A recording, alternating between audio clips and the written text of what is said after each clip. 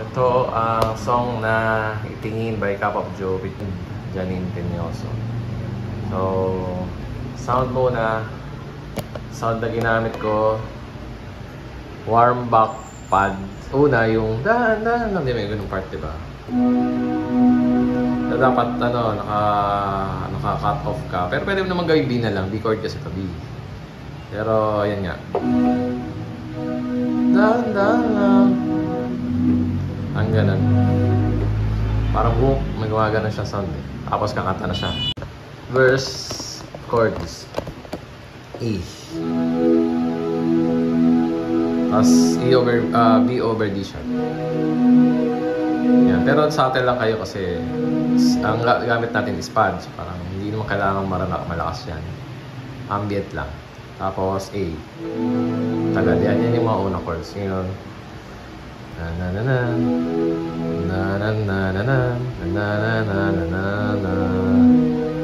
na na na na na na na. Matagal yung A. Ulit verse. Pero dito may sundot na yung piano. Parang sa B over D sharp yun. So na na na na na na na na na na.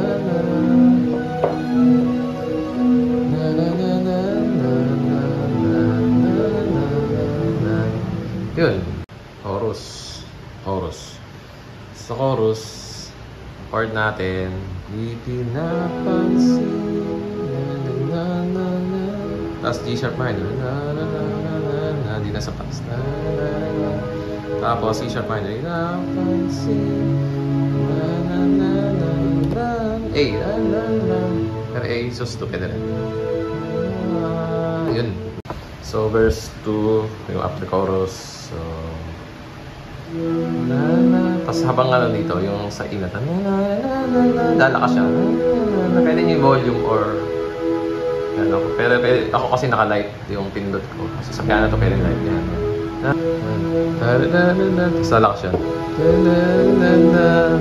Yan. Medyo hindi pa siya, subtle pa rin dito sa kanya. Tapos pagdating na A,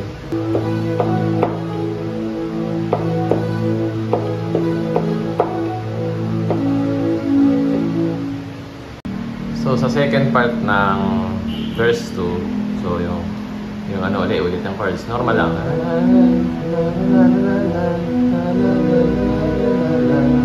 Kasi yun sa ina,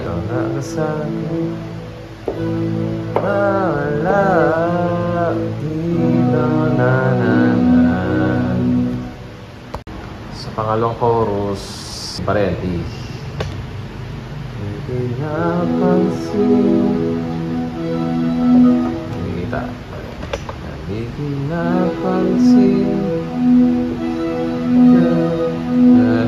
G sharp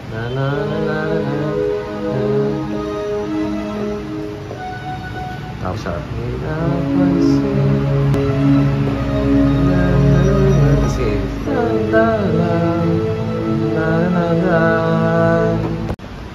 yan, dun sa na after chorus na pangalawa.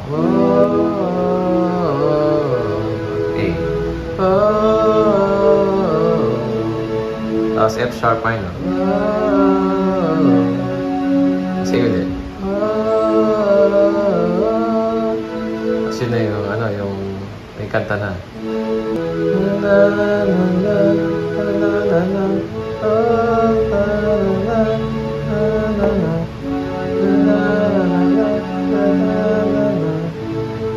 Sa atin lang to pero yung pangalawa medyo malalakas.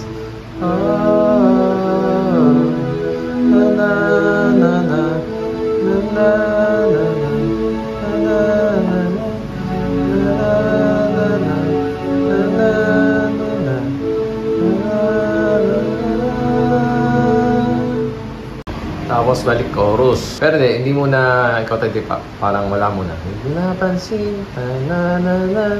Tapos saka papasok sa pangalawa.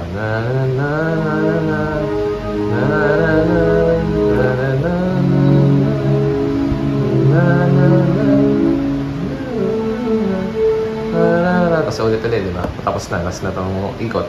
Napansin.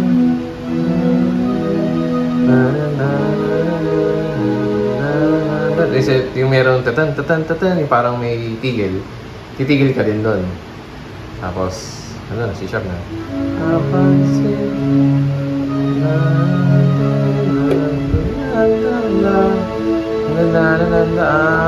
Titigil, tapos end. Ayun, tapos na natin yung song. Sana ay umabot dun sa nag-request sa kanyang performance day. Ayan, at the same time, ayun, natutunan man na natin yung kanta. Ilang yung kanta. Isa lang ginamit ko, di ko na ginamit yung warm pad. Yung warm back pad lang, pwede na. Ayan, gandang kayo. Ayan, tatangkilikin yung mga videos na aking ginawa at yung mga gagawin pa in future. Salamat.